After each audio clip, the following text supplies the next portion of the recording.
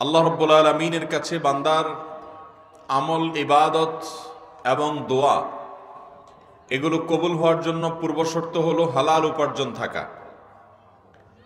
কোরআনে হাকিমে আল্লাহ রাব্বুল আলামিন বলেছেন, ইয়া আইয়ুহার রাসূলু কুলু মিনাত তাইয়্যিবাতি ওয়া আমালু সালিহা, অর্থাৎ হে রাসূলগণ, তোমরা হালাল উপার্জন করো, হালাল ভক্ষণ করো এবং নেক আমল সৎকর্ম সম্পাদন করো।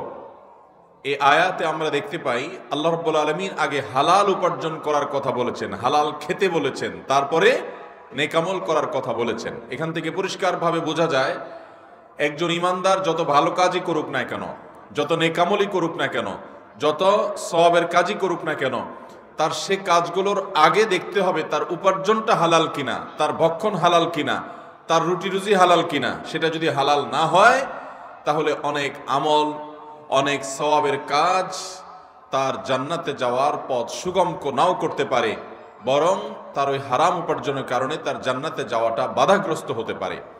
নবী করিম সাল্লাল্লাহু আলাইহি ওয়াসাল্লাম বলেছেন, একজন অনেক দূর থেকে অনেক কষ্ট করে দীর্ঘ পথ পাড়ি দিয়ে ধুলো মলিন শরীর এবং কাপড় চোপড় নিয়ে বাইতুল্লাহে হাজির হয় এবং বাইতুল্লাহে হাজির হওয়ার পর বাইতুল্লাহর চারপাশে সে তওয়াফ করতে করতে আল্লাহর কাছে দুহাত তুলে দোয়া করে, আল্লাহর ঘরের মেহমান হয়ে এসে গেছে, ওমরাতে, হজে, তওয়াফে আছে।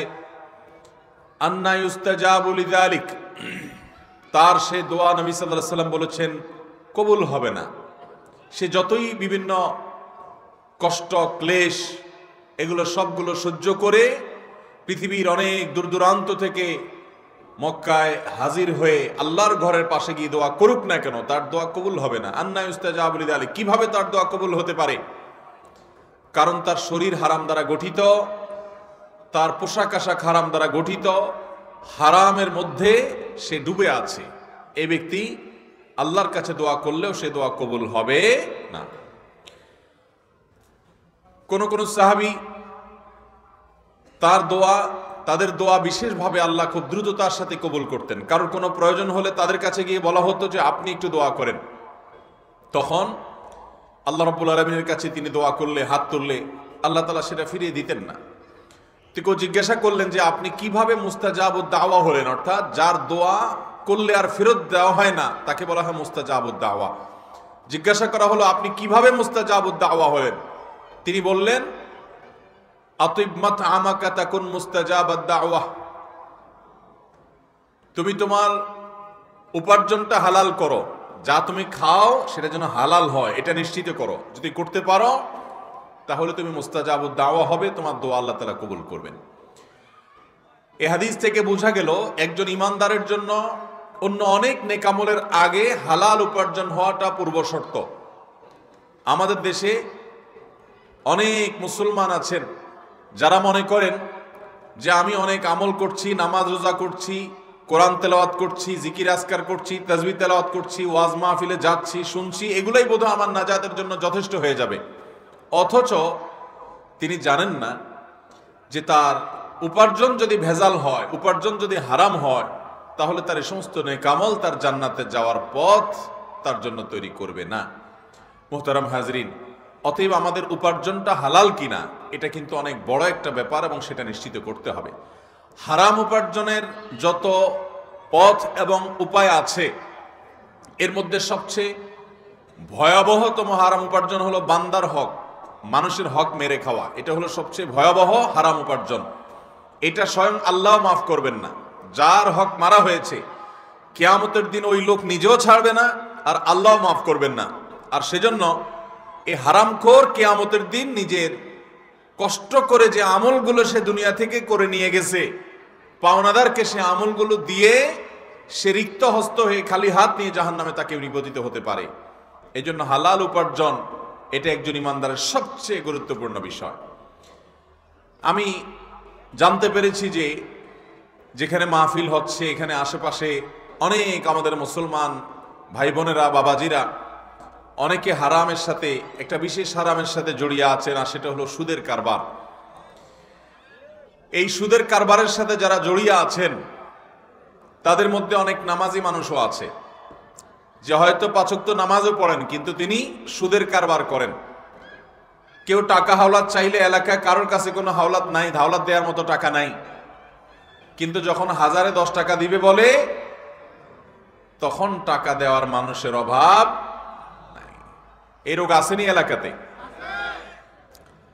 মোহতারাম হাজরিন, আবার অনেকে ব্যাংকে টাকা পয়সা রেখে চক্রবৃদ্ধি হারে সুদ খান। অথচ আমরা অনেকে হয়তো জানি না, দুনিয়াতে যত হারাম ভক্ষণ করার যত আইটেম আছে এর মধ্যে সবচেয়ে ভয়াবহ, সবচেয়ে জঘন্য, সবচেয়ে বেশি গুনাহের যে হারাম কাজটি, সেটা হলো কোনটা? এই সুদের কারবার। সেটা কোনটা? এই সুদের কারবার। কোরআনে কারিমে আল্লাহ রাব্বুল আলামিন এই সুদ সম্পর্কে যত আলোচনা করেছেন, গোটা কোরআনে শুকর সম্পর্কে আল্লাহ আলোচনা করেছেন, শুকরের গোশত খাওয়া হারাম, এবং অন্যান্য অনেক হারাম খাদ্যের তালিকা আল্লাহ তাআলা কোরআনে উল্লেখ করেছেন। কিন্তু এই কোরআনে সুদের সম্পর্কে যত বেশি সাবধান সতর্ক আল্লাহ করেছেন, অন্য কোন অপরাধ সম্পর্কে এত সতর্ক আল্লাহ তাআলা করেন নাই। আপনি শুকরের কষ্ট দেখবেন যে আল্লাহ তাআলা এক বাক্যে বলে দিয়েছেন। আপনি দেখবেন হারামের তালিকা বলতে গিয়ে আল্লাহ বলেছেন, হুররিমাত আলাইকুমুল মাইতাতু ওয়াদ-দামু ওয়া লাহমুল খিনজিরি ওয়া মা উহিল্লা লিগাইরিল্লাহ ওয়াল মুনখানিকাতু ওয়াল মাওকুদাতু ওয়াল মুতারাদ্দিয়াতু ইলা আখিরিল আয়া। অর্থাৎ তোমাদের জন্য মৃত পশু খাওয়া হারাম করা হয়েছে, রক্ত এটা খাওয়া তোমাদের জন্য, প্রবাহমান রক্ত এটা খাওয়া হারাম করা হয়েছে। এ জাতীয় শুকরের গোশত তোমাদের জন্য হারাম করা হয়েছে। শুধুমাত্র এক বাক্যে আল্লাহ তাআলা বলে চলে গেছেন, বিস্তারিত কোনো ব্যাখ্যায় যান নাই। কিন্তু সুদের ব্যাপারে আপনি দেখবেন কোরআনে কারিমে আল্লাহ রাব্বুল আলামিন বিভিন্ন জায়গায় খুলে খুলে বিস্তারিত এর শাস্তি কি, এর ভয়াবহতা কি, এ বিষয়ে আল্লাহ তাআলা আলোচনা করেছেন। লা তাকুলুর রিবা আদআফা মুদাআফা, তোমরা চক্রবৃদ্ধি হারে মানুষের কাছ থেকে মুনাফা খেয়ে সুদের কারবার করবা না। আল্লাহ বলেছেন আহাল্লাল্লাহুল বাইআ ওয়া হাররামার রিবা, আল্লাহ তাআলা ব্যবসাকে হালাল করেছেন, রিবা সুদকে হারাম করেছেন। আল্লাহ তাআলা কোরআনে কারিমে বলেছেন যারা সুদের কারবার করবে লা ইয়াকুমুনা ইল্লা কামা ইয়াকুমুল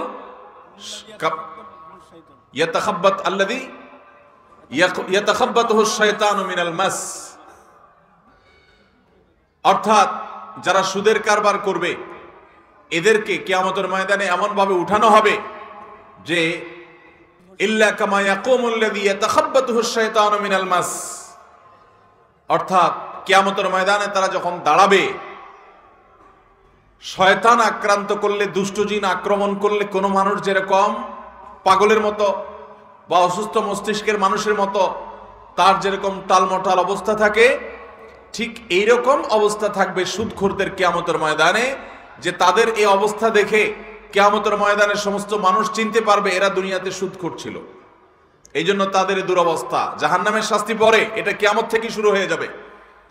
আল্লাহ তাআলা কোরআনে কারিমে আরো বলেছেন যারা সুদের কারবার করবে ফাযানু বিহারবিম মিনাল্লাহি ওয়া রাসূলিহি, তারা যেন আল্লাহ এবং তার রাসূলের বিরুদ্ধে যুদ্ধের ঘোষণা এটা যেন তারা জেনে রাখে, এটার জন্য তারা যেন প্রস্তুতি নেয় যে আল্লাহ এবং তার রাসূলের বিরুদ্ধে যুদ্ধের ঘোষণায় সুদের কারবার করা। আপনি অবাক হবেন যে কোরআনে কারিমে অন্য কোন হারামকে এত খুলে খুলে এত বিস্তারিত ভাবে কোরআনের বিভিন্ন জায়গায় বিভিন্ন আয়াতে আল্লাহ তাআলা ব্যাখ্যা করেন নাই। স্বয়ং নবী করিম সাল্লাল্লাহু আলাইহি সাল্লামকে আল্লাহ তাআলা যখন মেরাজে নিয়েছেন, সেই মেরাজে গিয়ে তিনি আল্লাহ তাআলার জান্নাতের বিভিন্ন দৃশ্য দেখেছেন, জাহান্নামের বিভিন্ন দৃশ্য তাকে দেখানো হয়েছে। জাহান্নামে কয়েকটা অপরাধের শাস্তি কেমন হবে তার মুখ শাস্তির একটা উপমা দৃষ্টান্ত তাকে দেখানো হয়েছে। এর মধ্যেই সুদের কারবারিও আছে। সুদের কারবার যে করবে তার পরিণতি কি হবে, তার শাস্তি কি হবে, কিভাবে তাকে রক্তের সমুদ্রে তাকে হাবুডুবু খেতে হবে, প্রস্তরের আঘাতে জর্জরিত হতে থাকবে, কি শাস্তি হবে সেটা আল্লাহ তাআলা দেখিয়েছেন। মোহতারাম হাজরিন, আপনি যদি বাজার থেকে 1 কেজি শুকরের গোশত হালাল টাকা দিয়ে কিনে আনেন, আপনি টাকাটা উপার্জন করছেন হালাল, আপনি পরিশ্রম করে টাকা কামাই করছেন, একেবারে টনটনা হালাল টাকা। এই হালাল টাকা দিয়ে আপনি বাজার থেকে 1 কেজি শুকরের গোশত কিনে আনছেন, 1 কেজি কুকুরের গোশত কিনে আনছেন যদি বিক্রি হয় কোথাও, তো এটা আনার পরে আপনি রান্না করে খাইছেন, গুনাহ হবে কি হবে না? যেহেতু হারাম জিনিস খাইছেন। তো এতে গুনাহ যতটুকু হবে, আপনি সুদের কারবার করে যে টাকা কামাই করছেন, ওই টাকা দিয়ে যদি আপনি গরু আর খাসি আর মুরগির গোশত হালাল জিনিসও কিনে আনেন, গুনাহ তার চাইতে বেশি হবে। আমার কথা বুঝেন নাই? আপনি যদি একটা কুকুর, একটা শুকর জবে হওয়ার পর সেখান থেকে 1 কেজি গোশত কিনা আপনি যদি রান্না করে খান, এতে তো গুনাহ হবে, হারাম কবিরা গুনাহ হবে।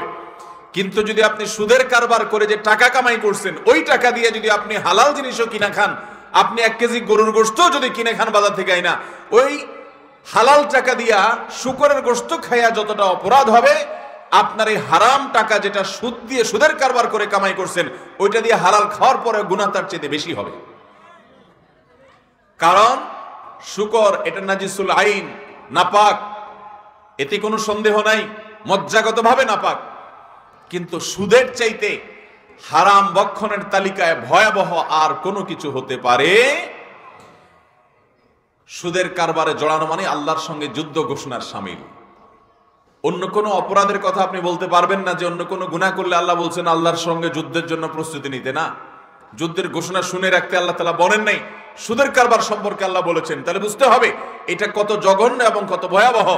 এটা এত ভয়াবহ দেখে আজ গোটা দুনিয়াতে শয়তান, গোটা পৃথিবীতে সুদকে এমন ভাবে প্রতিষ্ঠিত করেছে যে দুনিয়াটা সুদের উপর দাঁড়ায় আছে। এই সুদ থেকে বাঁচার কোনো উপায় নাই বললে চলে। কিন্তু তারপরেও ঠান্ডা মাথায় আপনি নিজে লোন দিবেন একটু সুদের যে আপনি মুনাফা পাবেন, সে মুনাফার লোভে। তো মনে রাখবেন আপনার আখিরাতের আশা খুবই ক্ষীণ যদি আপনি তওবা করে ফিরে না আসেন। মোহতারাম হাজিরিন, আল্লাহর সঙ্গে যুদ্ধ ঘোষণার শামিল। সুদের আরেকটা ভয়াবহ দিক হলো, দ্বিতীয়ত ভয়াবহ দিক হলো সুদখোর এটা মালউন মিনাল্লাহ। স্বয়ং নবী সাল্লাল্লাহু আলাইহি সাল্লাম অভিশাপ করেছেন, লানাল্লাহু আকিলার রিবা ওয়া মুকিলাহু ওয়া কাতিবাহু ওয়া শাহিদাই। আল্লাহ তাআলা লানত বর্ষণ হবে, আল্লাহর গজব নাজিল হবে সুদখোরের উপরে, যে সুদ দেয় তার উপরে, এবং সুদের যে লেখে তার উপরে, সুদের যে সাক্ষী হয় তাদের উপরে, সুদের সাথে প্রত্যক্ষভাবে সংশ্লিষ্ট হয় সবার উপর আল্লাহ লানত বর্ষিত হবে। নবী সাল্লাল্লাহু আলাইহি সাল্লাম বলেছেন, আপনি সুদের কারবার করে আপনি টাকা পয়সা উপার্জন করেন, এদিকে ওয়াজ মাহফিলও আসেন, মসজিদেও যান, টুপিও মাথায় দেন, মাথায় হয়তো আপনার টুপিও আছে, মুখে দাড়িও আছে, হয়তো অনেক হুজুরে আপনি টাকা পয়সা দিয়ে হাদিয়া তোফা দিয়ে খুশিও করেন। মনে রাখবেন মক্কা মদিনার সব ইমাম সাহেবরা একসাথে হয়ে যদি আপনার জন্য দোয়া করে, কোনো লাভ নেই। কারণ স্বয়ং নবী সাল্লাল্লাহু আলাইহি সাল্লাম আপনার জন্য গজব এবং লানতের বদদোয়া করেছেন। আল্লাহর গজব আপনার জন্য, সুদখোরের জন্য অবধারিত। সুদখোর দুনিয়াতে মনে হয় খুব ভালো থাকে, দিনাতিপাত করে, টাকা পয়সা কামাই করে। মনে রাখবেন এই টাকার প্রতিটা পয়সা বোম হয়ে তার পেটের ভিতরে ব্লাস্ট হবে এবং তার জীবনকে জীবন্ত জাহান্নাম করে দিবে, তার শান্তি আল্লাহ তাআলা হারাম করে দিবেন। আখিরাতটা তো অনেক পরেই, দুনিয়াতেই নগদ শাস্তি পাবেন, মানসিক যন্ত্রণা, নানা রকমের আযাব, যেটা আপনি হয়তো কল্পনাও করবেন না। হয়তো এখন উপার্জন করছেন 2 নম্বর পথে, এর ধাক্কা হয়তো 2 বছর, 5 বছর, 10 বছর পরে লাগবে, কিন্তু লাগবেই লাগবে, কোনো রক্ষা নাই। মোহতারাম হাজিরিন, জাহিলি যুগের ধারক হলো এই সুদের কারবারিরা। এটি হলো সুদের তৃতীয় ভয়াবহতা। চতুর্থ ভয়াবহতা হলো যেটা বলছিলাম যে নবী করিম সাল্লাল্লাহু আলাইহি সাল্লাম মেরাজে দেখেছেন রক্তের সমুদ্রে হাবুডুবু খাচ্ছে কিছু মানুষ, মৃত্যুও হবে না, মরবেও না, ডুবে শেষও হয়ে যাবে না, আবার কুলেও তারা ভিড়তে পারবে না। এই অপরাধটা এত ভয়াবহ যে নবী সাল্লাল্লাহু আলাইহি সাল্লামকে মেরাজে নিয়ে 4-5টা অপরাধের শাস্তি দেখাইছেন, সবগুলো দেখান নাই। এর ভিতরে এটা কত ভয়াবহ হলে আল্লাহ তাআলা তাকে নবী সাল্লাল্লাহু আলাইহি সাল্লামকে মেরাজে নিয়ে শাস্তি দেখাইছেন, যাতে করে আমরা সাবধান হই, সতর্ক হই। আর শয়তান এটাকে আমাদের কাছে সবচেয়ে বেশি আকর্ষণীয় করে দেখায়। এটা মেরাজে নয়, নবী করিম সাল্লাল্লাহু আলাইহি সাল্লামকে দেখানো হয়েছে স্বপ্নে বা কোনোভাবে আল্লাহ তাআলা তাকে দেখিয়েছেন। রুইয়া রাসূলুল্লাহ সাল্লাল্লাহু আলাইহি সাল্লাম হাদিসে আসছে, তাকে দেখানো হয়েছে। 6 নম্বর, এই সুদের কারবারের ভয়াবহতা হলো যে লা ইয়াকুমু ইল্লা কামা ইয়াকুমুল্লাযী ইয়াতাখাব্বাতুহুশ শাইতানু মিনাল মাস। সুদের কারবারি কিয়ামতের ময়দানে জিনে ধরা রোগীর মতো, দুষ্ট শয়তানে আক্রান্ত করা মানুষের মতো উদ্ভ্রান্ত হয়ে মাতালের মতো সে এদিক সেদিক দিক বিদিক ছুটবে, তাকে দেখে মানুষ শুনবে, বুঝবে যে সুদের কারবারি। 7 নম্বর, সুদের ভয়াবহতা হলো আল্লাহ কোরআনে ঘোষণা করেছেন ইয়ামহাকুল্লাহুর রিবা ওয়া ইউরবিস সাদাকাত, যারা সুদের কারবারের সাথে জড়াবে আল্লাহ তাআলা তাদের এই উপার্জনকে ধ্বংস করবেন। আল্লাহ যেটাকে ধ্বংস করবেন নিশ্চিত ঘোষণা দিয়েছেন।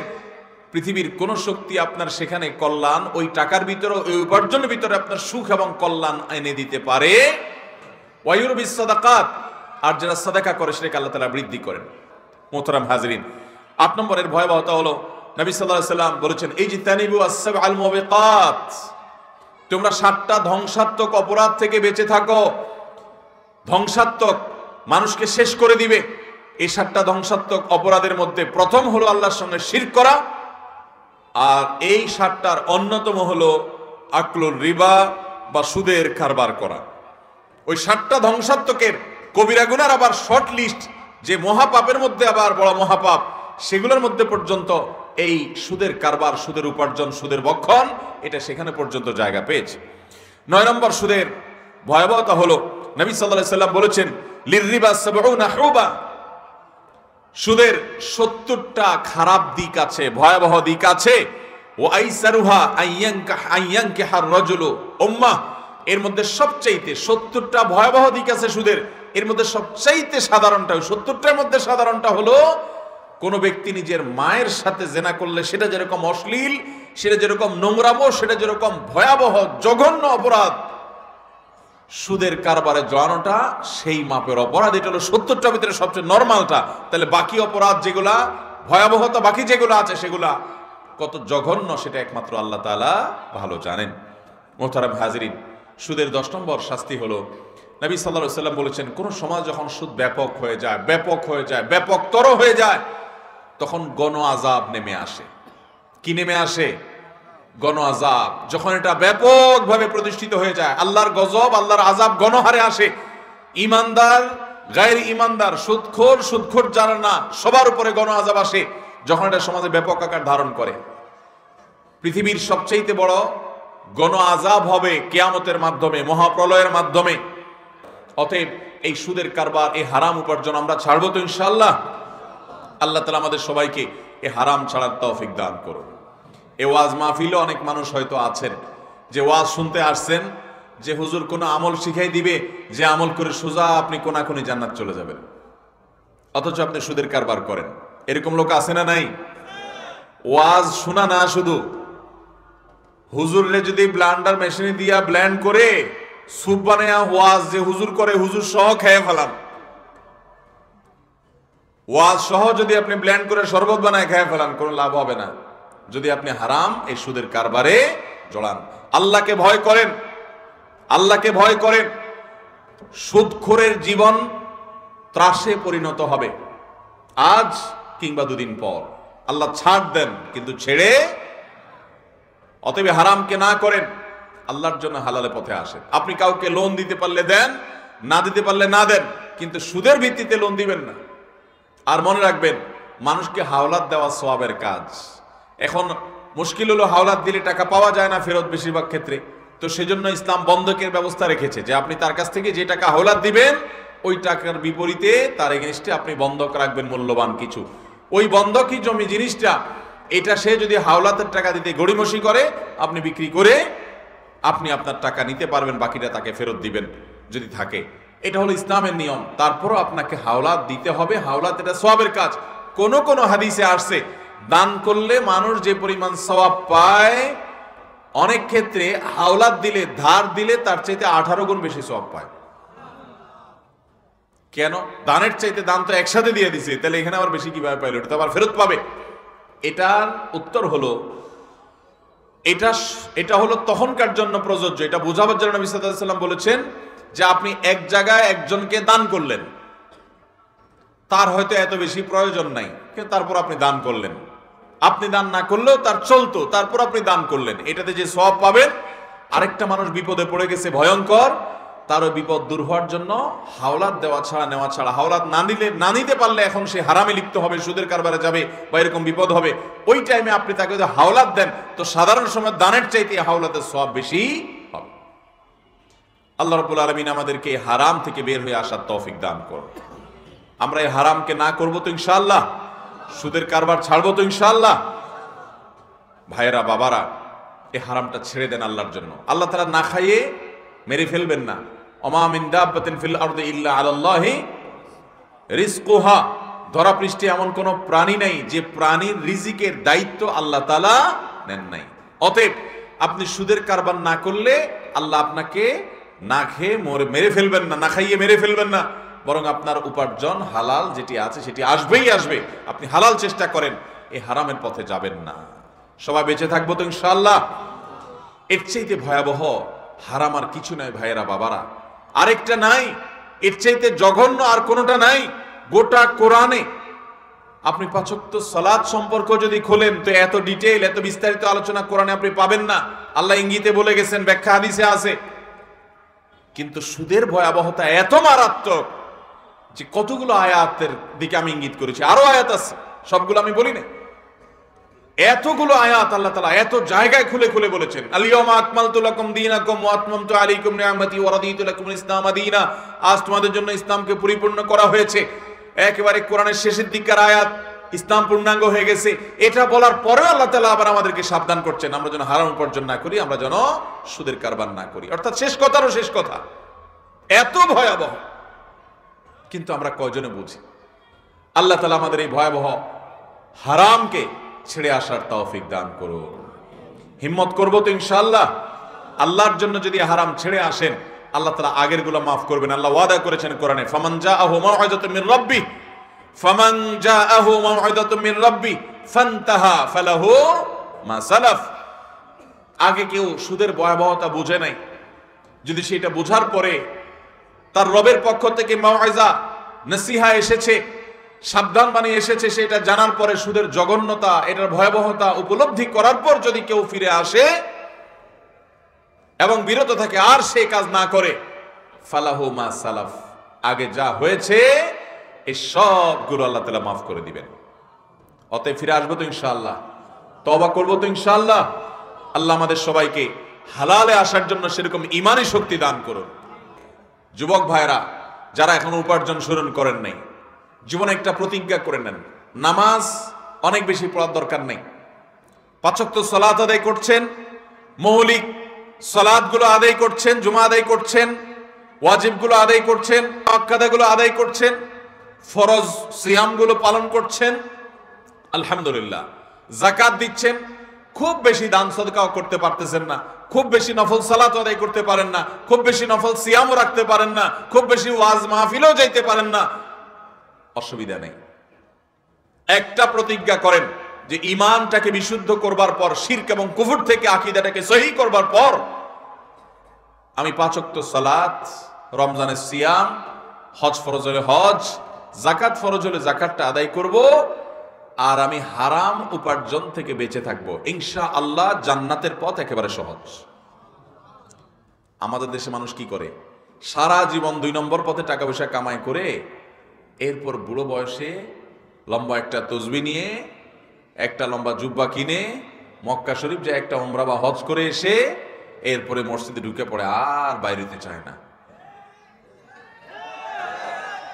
ঠেলেও বাইর করতে পারে না। মুয়াজ্জিন সাহেবরা বলে, চাচা বাড়িতে যাবেন না, মসজিদে দরজা আটকাবো। বলে, বাবা তোমাদের জ্বালা একটু ইবাদত বন্দেগীও করতে পারবো না, একটু তেলাওয়াতও করতে পারি না, তোমরা মসজিদ বন্ধ করার জন্য অস্থির হয়ে গেছো। আছে না নাই? বুড়ো বয়সে সব চুরিদারি করে, টিন চুরি, গম চুরি, ২ নম্বরই হালাল উপার্জনের বাজ বিচার নাই, সুদ খায়া, ঘুষ খায়া, মানুষের রক্ত চুইসা, যত রকমের অবৈধ উপার্জন আছে সবকিছু করে সাইরা, এবার যখন আর কোনো উপায় নাই, গাড়ি বাড়ি সব হয়ে গেছে, এবার তসবিহ নিয়ে মসজিদে বসে গেছেন। আপনার ইতিহাস মানুষ না জানতে পারে, মানুষ আপনাকে মনে করতে পারে চাচা জানতো বিরাট আল্লাহওয়ালা, মসজিদে বাইরে হতে চায় না। আহকামুল হাকিমিন আপনার প্রিভিয়াস হিস্ট্রি জানে কি জানে না? কোরআনে আল্লাহ বলেছেন, ইয়া আইয়ুহার রাসূল কুলু মিনাত তাইয়্যিবাত, এরপরে বলেছেন কি?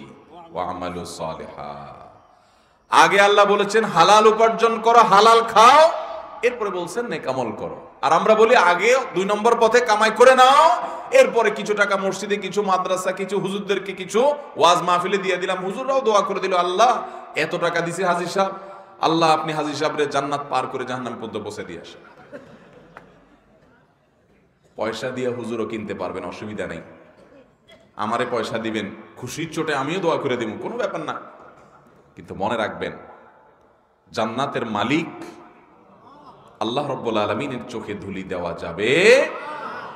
কিন্তু হ্যাঁ, এর মানে এই না যে যারা অন্যায় করে ফেলেছেন তাদের এখন আর মাফ করার পাওয়ার কোনো রাস্তা নেই, সেটা বলছি না। কিন্তু যারা জোয়ান বয়সে অন্যায় করে ফেলেছেন এখনো তাদের মাপ চাওয়ার রাস্তা আছে। আমার এক পরিচিত হাজী সাহেব আছেন, এখনো বেঁচে আছেন, অনেক বয়স হয়ে গেছে। 2003-4 সনের দিকের কথা। আমি তখন মিরপুরের মণিপুরে এক মসজিদে আমি ইমামতি করি।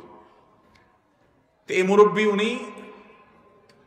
উনি ছিলেন একজন সরকারি কর্মকর্তা, পদের নাম বলবো না, বড় সরকারি কর্মকর্তা ছিলেন। তো উনি আমাকে একদিন এসে বলতেছেন, হুজুর বড় বিপদে আছি। আমি কি বিপদ? তো বলে যে আমার ছেলে মেয়েরা সব আমাকে পারলে খায়, মারতে আসে।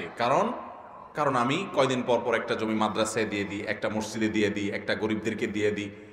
এত জমি আমি ঢাকা শহরে বিভিন্ন জায়গায় আল্লাহ আমার জমি জমা দিছে, তো এগুলো যে মানুষকে দিয়ে দেই, গোটা জমি ধরে দিয়ে দিই। এই জন্য আমার ছেলে মেয়েরা বলে মানুষ এরকম দান করে। মানুষ দান করে 2000, 5000, 10,000 টাকা মসজিদ মাদ্রাসায় দেয়। তুমি যেভাবে গোটা জমি ধরে দিয়ে দিচ্ছ, এইভাবে দিলে তো আমরা ফতুর হয়ে যাব। এইভাবে দেও কেন? কারণ ছেলে মেয়েরা সব আমার বিরুদ্ধে খেপা, আমি কি করব?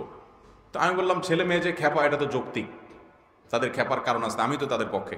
আপনি এত দান করেন কেন? এত দান করতে তো আল্লাহ বলেন নাই। নবী সাল্লাল্লাহু আলাইহি ওয়াসাল্লাম বলেছেন, তোমার সন্তানদের জন্য কিছু রেখে যাওয়া উত্তম, তা একেবারে তা সব দান করে তাদেরকে খালি হাতে বসায় দেওয়ার চাইতে কিছু রাখেন। আপনি এইভাবে দান করেন কেন? ঠিকই তো বলছে তারা।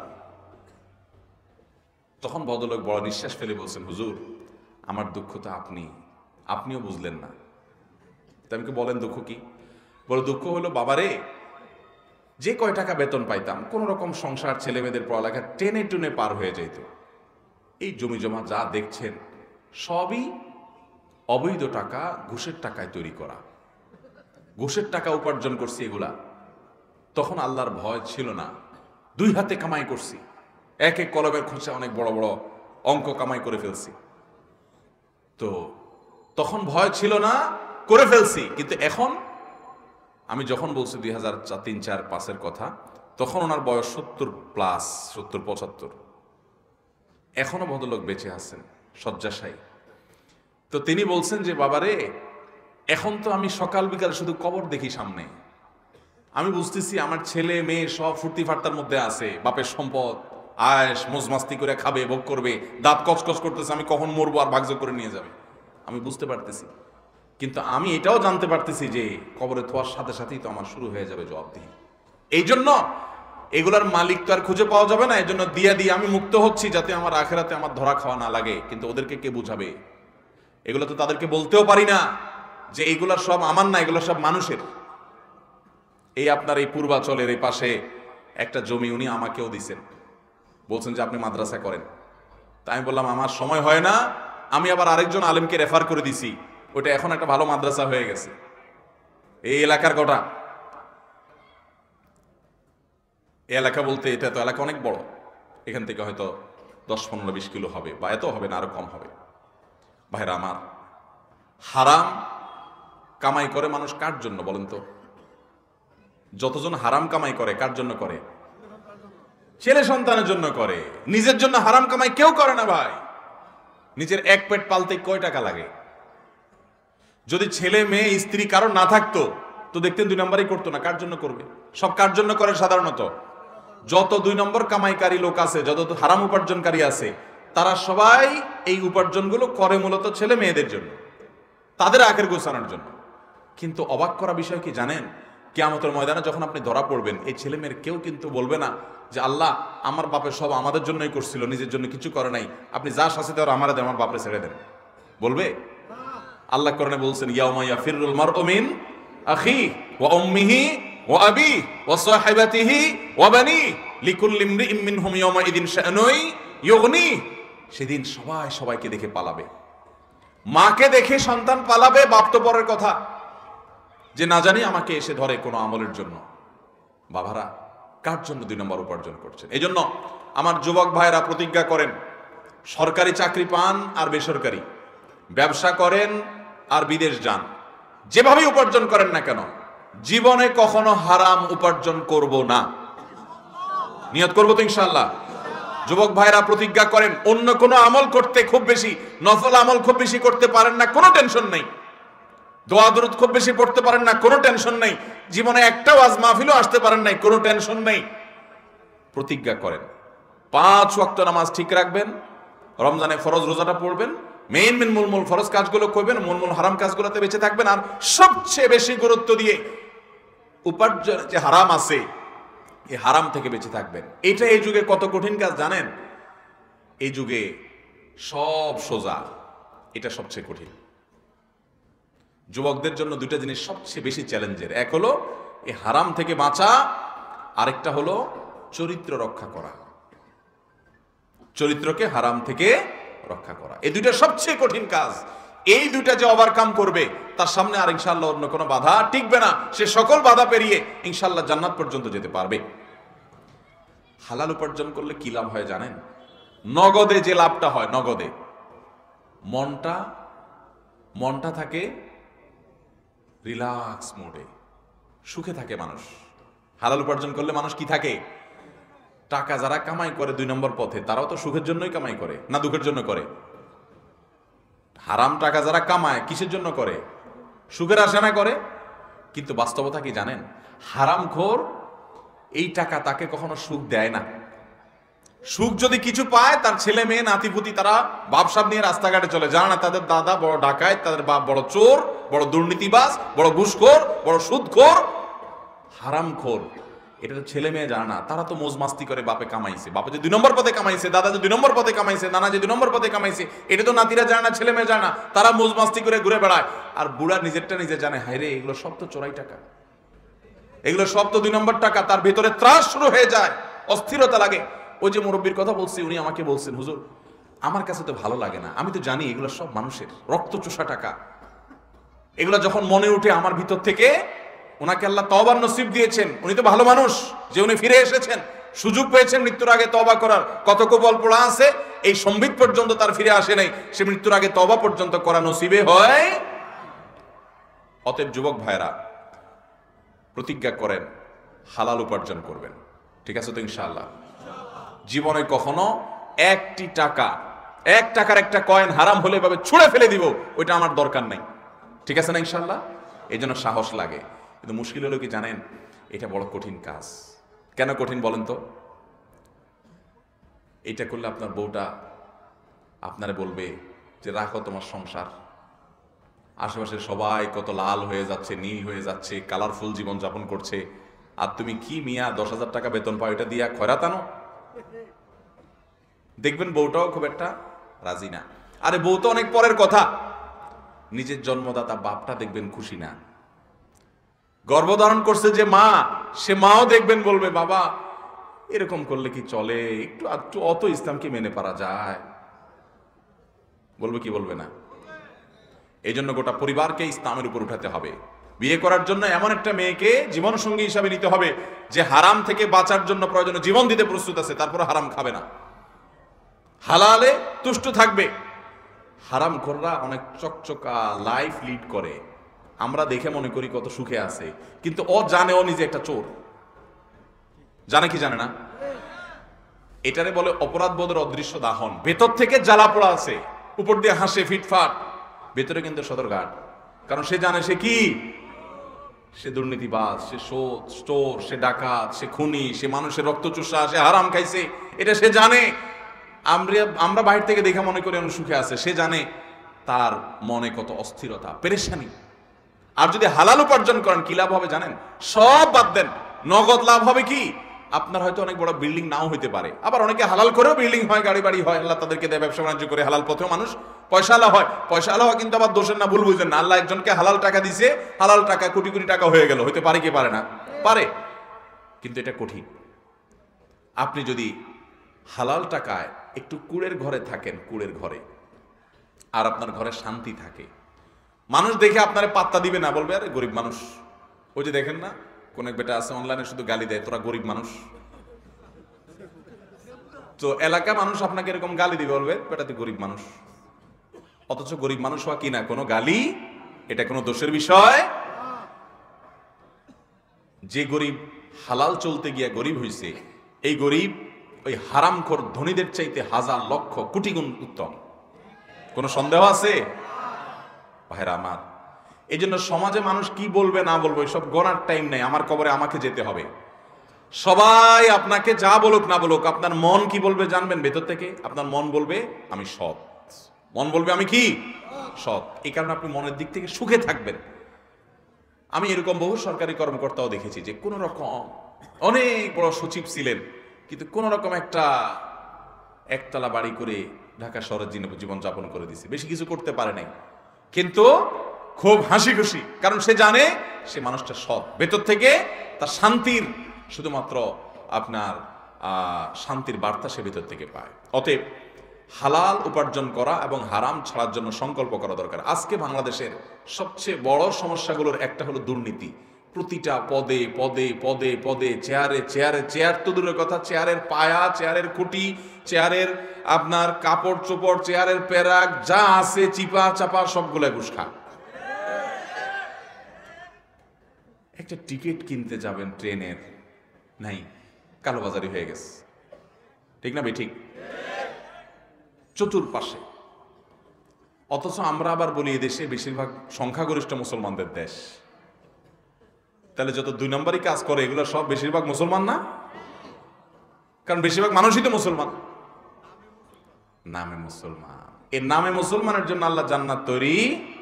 অতএব হারাম ছাড়বো তো ইনশাআল্লাহ। যারা সুদের কারবার করেন এলাকার, আল্লাহর জন্য এটাকে তালাক দিবেন, ছেড়ে দিবেন, ঠিক আছে তো ইনশাআল্লাহ, এবং হালালে চলে আসবেন। কার জন্য করবেন? যাদের জন্য করছেন হারাম কামাই, এরা কেউ কিন্তু দায়িত্ব নিবে। আল্লাহ তাআলা আমাদের সবাইকে হক আড়ি চলার তৌফিক দান করুন, হারাম ছাড়ার তৌফিক দান করুন। জাযাকুমুল্লাহ খাইর ওয়া আখিরু দাওয়ানা আলহামদুলিল্লাহি রাব্বিল আলামিন।